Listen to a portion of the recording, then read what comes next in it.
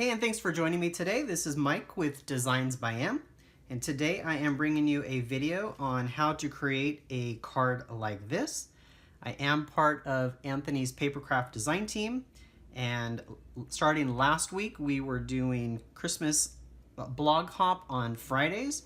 So last week I created this card, and this one is located on my blog. I will leave a link in the description box on how I created it. So for this week, I created these cards. I will leave links as well to all the supplies that I used, as well as the stamps. This actually was pretty easy, and I really like how it came out. So today I am going to be making a blue version. So let me show you what I'm going to start with. So I have a card base, a craft card base already pre-made. It's 4 1/4 by 5 1/2. And then I cut 2 panels. The first panel is 4 1/8 by 5 3/8, and then the second panel is 4 by 5 1/4. And eventually these will get layered on top of each other and then layered onto the card. So the first thing that I would like to do is color this piece. So I'm going to get a scrap piece of paper, and today I am using my broken china as well as my ink blending tool. So for these ones, for the background on this, I used cracked pistachio with the distressed oxides. And then on this, I used worn lipstick. So those are the 2 colors that I used to create those. And then on this one, I used iridescent sequins. And then on this one, I just used red sequins. So today, like I said, I'm going to be making a blue background, and I will be putting on silver sequins. So the first thing I need to do is ink this up. And when I ink stuff, I always want a little scratch paper to hold on to, otherwise I get inky. You can see I got ink all over my hands. So I'm going to ink this up. I may speed up the video at this point just because inking is kind of redundant and you really don't need to see me ink all the time.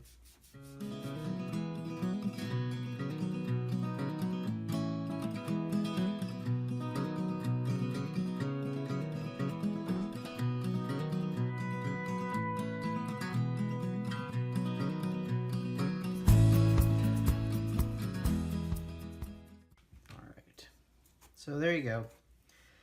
It's not perfect, and I'm actually okay that there's a little bit of a line in there. I'm good with that. So the next thing that I want to do for this card is, if I can find my little stamp that was right here, and of course when I'm ready for it I cannot find it. Here it is. It was located on the block that I needed. So I'm gonna do like a little tone on tone thing and just kind of randomly stamp.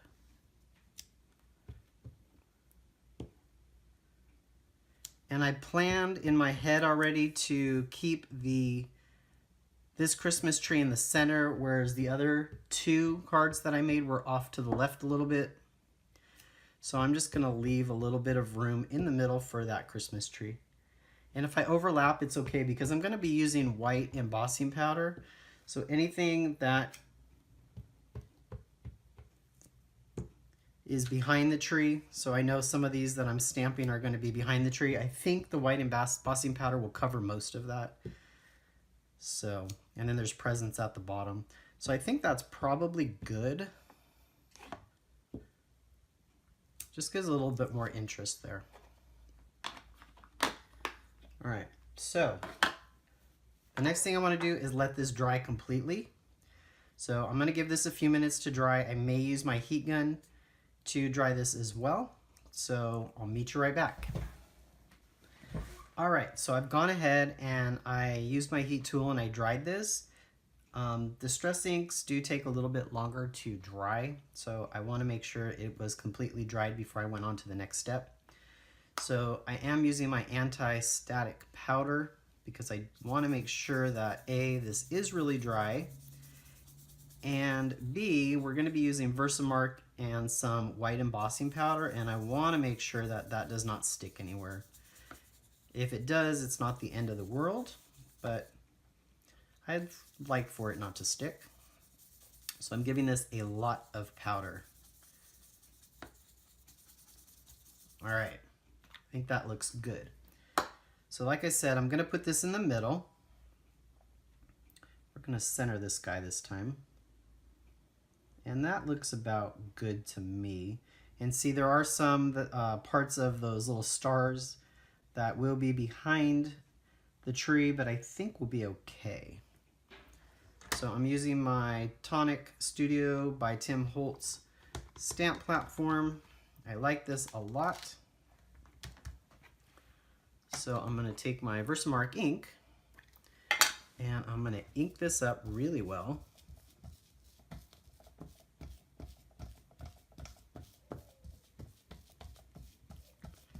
Get it nice and inky, which I think that is good. And then we'll go over here and we'll press it all down. And I like to give it a big, long press really hard, especially with these big stamps. This is a really large stamp. So I think that's about good. We'll lift that up slowly. The ink is sticky. I'm gonna grab my scratch paper and I'm using embossing powder, the white from Ranger, the super fine detail. And we're gonna pour all this on. And then I'm going to shake it off. And it actually looks like it only stuck to where it was supposed to. Yay! So I'm going to go ahead and heat set that with my heat gun, and then I'll meet you right back. Alright, I actually decided that I was going to heat emboss this on film. I know when I started out stamping, I thought it was really neat to see how the embossing powder changed. And being that this is going to be a quick video, I thought I would just leave it in. I will mute the audio so that you don't hear the heat tool, because it is kind of loud. And you guys can at least watch it melt and see what happens.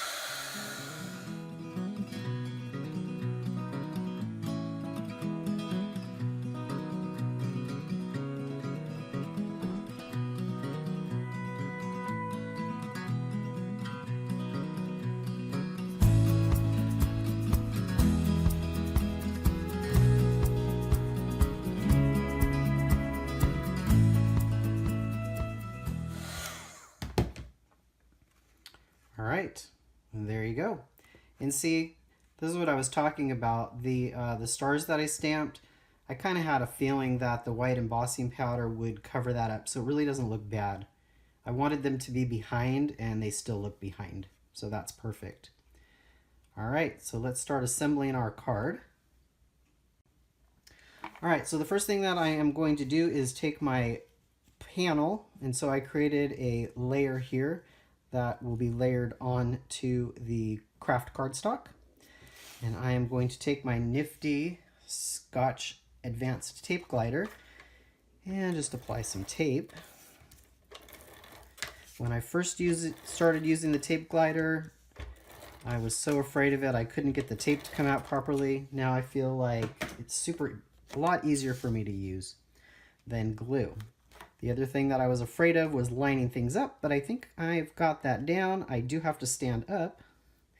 And if you the trick to this is I already stuck it down so I can't lift it. But the trick for me is if I get the top and then the two sides pretty lined up, I can't pull it off.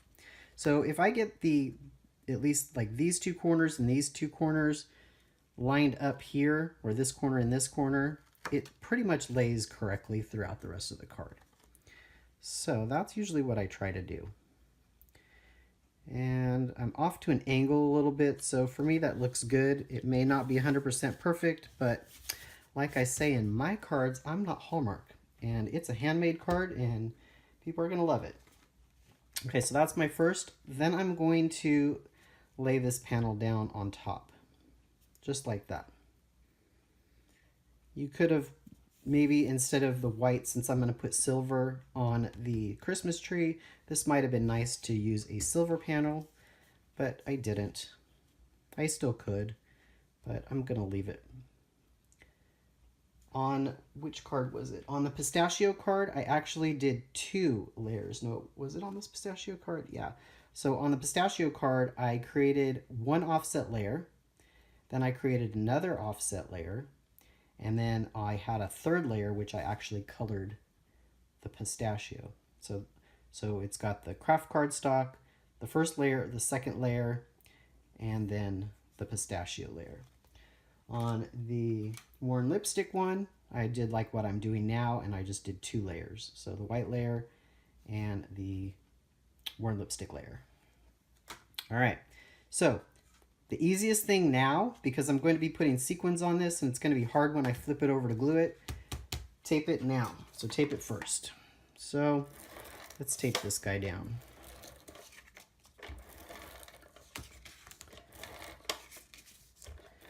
And since I ran this through the heat with the heat gun, it did warp slightly. So I'm putting an awful lot of tape on the back just to make sure it's not really warped. So I'm going to move this down. My camera is right above this card, so I can't get above it to see it. So I'm going to guess. So like I said, I'm lining the top 2 corners as best I can.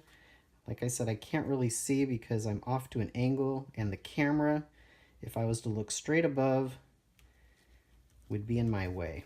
So that looks good to me. It's a little off, but I'm okay with that. All right, super happy. Now I'm going to bring in my sequins. So I have some sequins here I'm going to drop on. And now it's the fun part of just applying those.